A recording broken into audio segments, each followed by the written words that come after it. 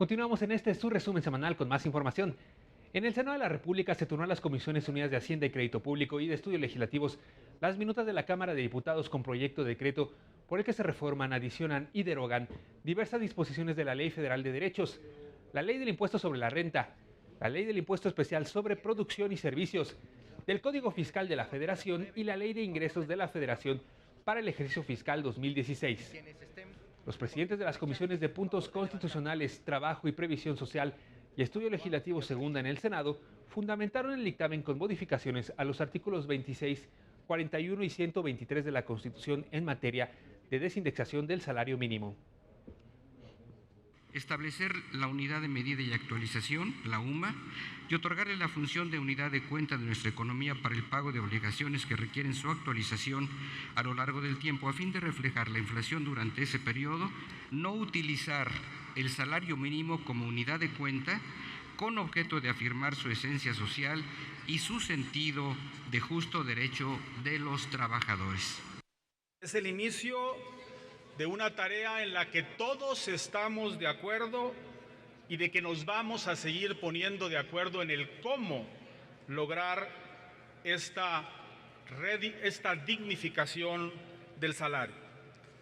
Por eso, en este paso que tenemos que dar, posteriormente iremos también al reajuste del salario mínimo.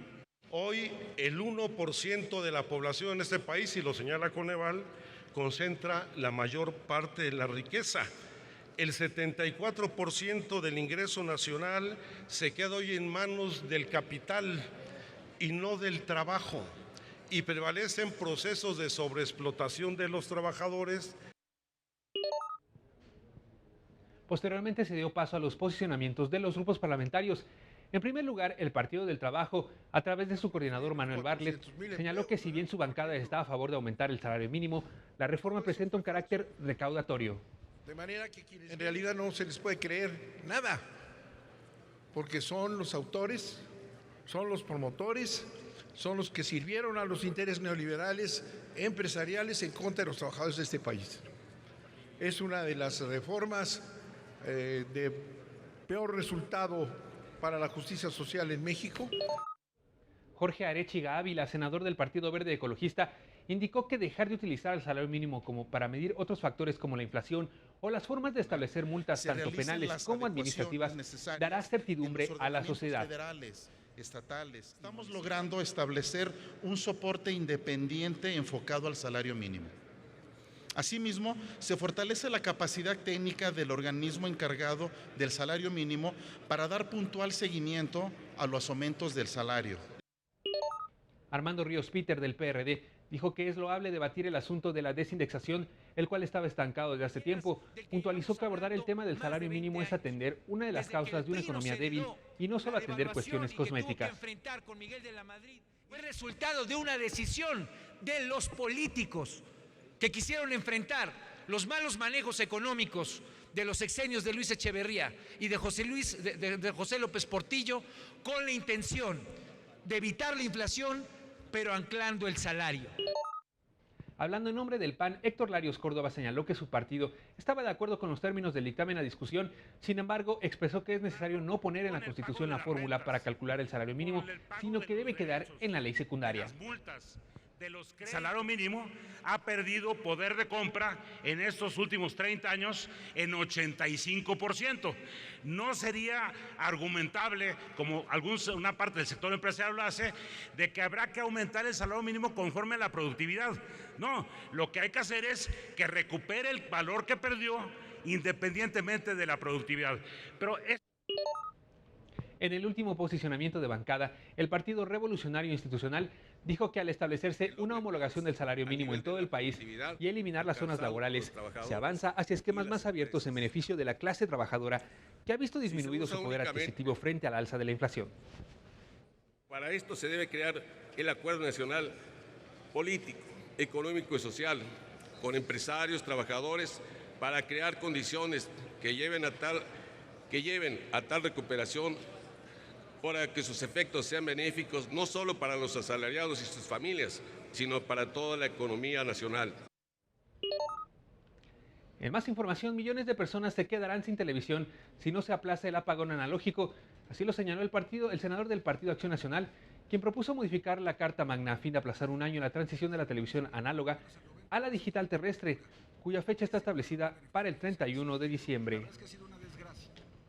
Es en el sentido de aplazar, primero, un año el apagón analógico. Por cierto, las televisoras públicas, educativas y culturales que están afiliadas a la red publicaron un desplegado antier en el sentido de que no están listas tampoco para las transmisiones digitales, porque no recibieron los recursos presupuestales necesarios para ello y porque entonces están también pidiendo que se aplace un año el llamado apagón analógico. Esta iniciativa, que reforma el quinto transitorio, se turnó para dictamen a las Comisiones Unidas de Puntos Constitucionales, Comunicaciones y Transportes, Radio y Televisión y Cinematografía y de Estudios Legislativos. En el mismo tenor, el senador del Partido de la Revolución Democrática, Zoé Robledo, también propuso modificar el transitorio constitucional para aplazar el apagón analógico, pero para el 30 de junio de 2016. La transición digital terrestre, el tema del apagón, será atendido por el Senado, será atendido por las comisiones, será atendido y seguramente llegaremos al acuerdo para la prórroga. Pero yo les pido que lo hagamos por las razones correctas, no para favorecer intereses, para proteger derechos y particularmente para proteger los derechos de los más pobres. Este jueves se realizó sesión solemne para recibir al presidente de la Cámara de Consejeros de Japón, Masaaki Yamasaki. El presidente de la Cámara de Senadores, Roberto Gil Suart, señaló que las relaciones entre Japón y México se remontan a los inicios de la nación mexicana. Japón es una puerta de México para los mercados y las culturas del Pacífico. México puede ser un socio estratégico para incrementar la influencia comercial de Japón en América Latina y en Norteamérica. El senador mexicano destacó la buena relación diplomática que se ha dado entre ambas naciones y las reformas que ha impulsado el actual primer ministro Shinzo Abe.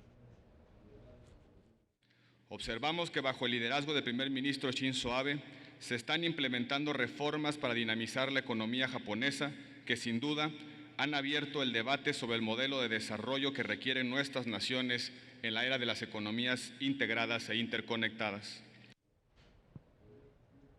Agradeció al gobierno y al pueblo de México por los apoyos brindados a Japón en 2011, por los estragos que dejó el sismo.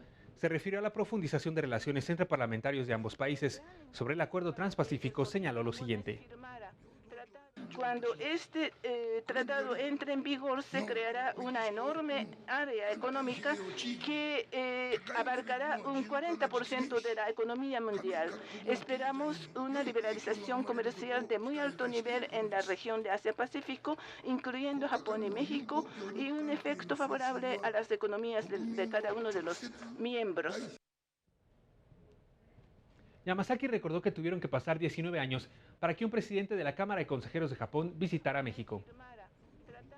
Lo que tenemos ahora son las herencias de nuestros antecesores. Tenemos el compromiso de fortalecer aún más las excelentes relaciones existentes para heredarlas a nuestros hijos.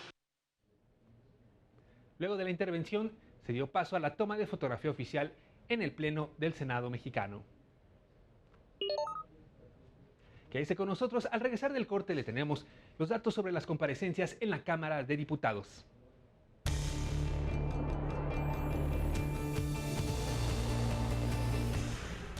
Secretario de Economía explica fortalezas de economía nacional ante diputados en el marco de la glosa al tercer informe.